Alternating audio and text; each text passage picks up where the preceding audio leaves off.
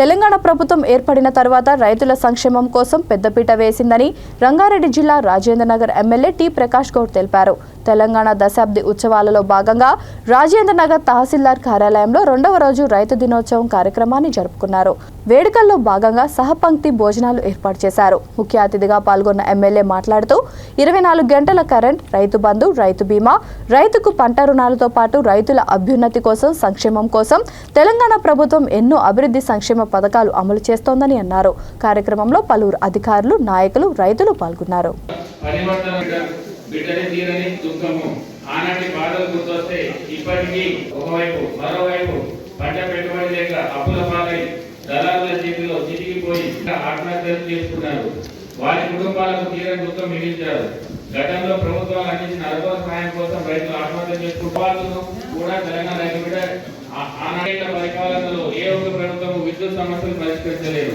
వ్యవసాయానికి చాలినంత విద్యుత్తును చెప్పనల్లవి కాదు. జీవితంలో పోయాయి. పదే వస్తున్నాయి. సమైక్య పాటు శాపనార్థాలు పెట్టారు. కానీ వారి ఆశలను అడియాశలు చేస్తూ తెలంగాణ ప్రభుత్వం విద్యుత్ రంగంలో విప్లవాత్మకమైన విజయాలు సాధించింది.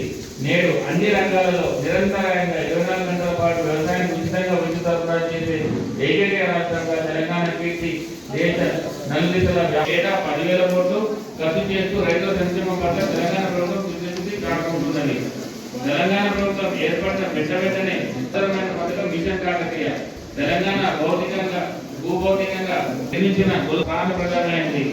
సమైక్య పాలనలో చెరువుల వ్యవస్థ చిన్నాభిన్నమైపోయింది. గంగాల వంటి చెరువులు పూడిక నిండి ప్రజలు తీసుకుని చెప్పే అవసరం మనకు ప్రజలు ఇన్నాళ్ళు కూడా మనం ఏం చేసామని కూడా గమనించాలి. ఇంత మంచి కార్యక్రమాలు పెట్టి మనం ప్రజలు చాలా సంతోషం. అందుకని ఈసారి చాలా ప్రభుత్వాలు చూస్తుంది.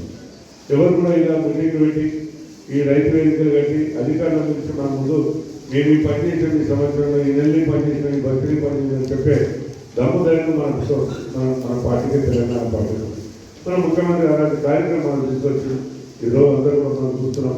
ఎందుకంటే ఇంకా రాబోయే 9 సంవత్సరాలు మనం ఏం చేసిన అన్ని వివరాలు చెప్తాను కదా. ఇవన్నీ కూడా మీకు సక్సెస్ చేయాలని, ఎందుకంటే ఇంత మంచి కార్యక్రమంలో పాల్గొన్నాం. మేము కూడా నిజంగా ఒకరు అనిపిస్తుంది.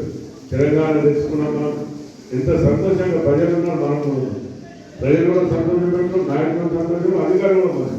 ఎందుకంటే దాన్ని మనందరం గురించి మన ముఖ్యమంత్రి గారు ఎప్పుడు అభినందిస్తూ ఇలాంటి కార్యక్రమం ఇంకా కూడా చేయాలని, ఇంకేమేమో చేసే బాధ్యత మనం తీసుకోవాలని చెప్పి ఎక్కడే కానీ 22 ప్రాజెక్టులు ప్రోగ్రామ్స్ ఉన్నాయి.